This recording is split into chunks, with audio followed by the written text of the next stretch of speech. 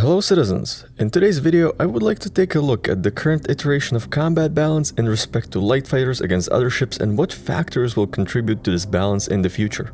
As always, if you like this video or anything else I do on this channel, sacrifice a like to the YouTube algorithm and subscribe for more. And of course, here's a shout out to our amazing patrons for their support. And last week I did an interview with Fast Forecast about the armory, so go check them out as well through the link in description. So let's start by explaining what the problem is. As seen by a large group of backers, at the moment light fighters in Star Citizen are extremely powerful, with solo light fighters being able to destroy larger ships with relative ease. Though this observation is mostly made when either fighting NPCs or large ships with their turrets unmanned. I have seen coordinated groups of fighters struggle to damage well-crewed large ships without the use of bugs and exploits.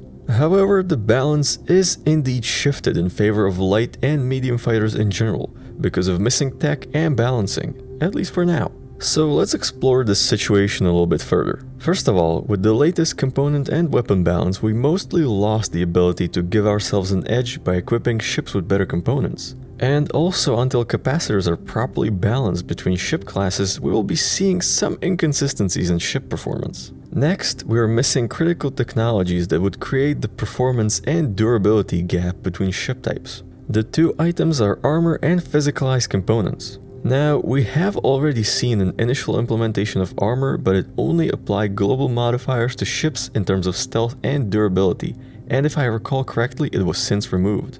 The end goal is that ships will have various types and thickness of armor protecting different parts of the ship. Of course, armor adds weight, so smaller ships will have less armor and will have to rely on shields and evasion to stay alive, while larger ships have the capacity to carry more weight so they can have more armor protecting their crew and critical components. Of course, armor deteriorates as it takes damage, so a small ship should be able to damage a stationary or undefended large ship with sustained and focused fire. The second of the two are physicalized components. Now, we already have physicalized components. The components in our ships can be damaged and disabled. You might have noticed that, especially when flying light and medium fighters, when you get hit by a missile, your ship might not be destroyed, but instead you'll be unable to continue flying. While this is intended behavior, it is a result of a bug with explosive damage passing through shields into components. Our ships still have health pools, and when that health pool runs out, your ship is going to explode. The end goal of physicalized components is to remove the health pool. So rather than your ship simply exploding when you take enough damage, it will become disabled and unable to fly any further. This should give you the opportunity to make a decision to either try and save the ship with emergency repairs or abandon it and hope for rescue. Of course, when a ship receives catastrophic damage, it might explode, or if a ship is disabled and keeps taking damage from incoming fire or fires aboard, it might also explode. Now, how does this shift the balance in favor of larger ships? Rather than chipping away at the health pool, the attacker would have to aim for the components or the crew in order to disable the ship. Also, larger ships tend to have redundant components and have their components spaced out so that a single shot can't take out multiple parts. On the other hand, smaller ships like light fighters tend to only have one component of each type, and because of their smaller size, it is fairly likely that a single shot will hit multiple components. And now for the final point, which should actually make appearance in 317. Small ships and especially light fighters will have a very limited supply of fuel. What does this mean?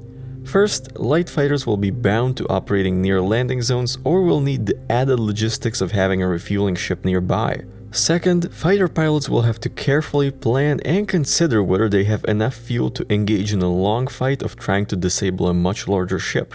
In conclusion, are light fighters too powerful? No. Are they not balanced properly? Also not really. However, they have been a focus of rework and balancing due to Squadron 42. I think that we will eventually see a full rebalance of capacitors, which might make it more difficult for solo light fighters to take down large ships. Furthermore, once missing technologies like refueling, armor, and physicalized components are fully implemented, I think we will see a massive shift of balance in favor of larger ships in terms of survivability. Of course, a skilled pilot in a well-equipped fighter should be able to take down a large ship on their own, especially if it's not properly manned or doesn't defend itself. But until then, man your turrets, bring escort fighters, and stay aware of your surroundings. Because in the majority of cases where a large ship is destroyed by a single fighter, the large ship was not manned properly or the operators didn't set proper security in an unsafe area. With that being said, that's it for tonight. What do you think? Are light fighters too powerful? Does CIG need to hurry up with balancing? Let me know in the comments, fly safe, and I will see you in the verse.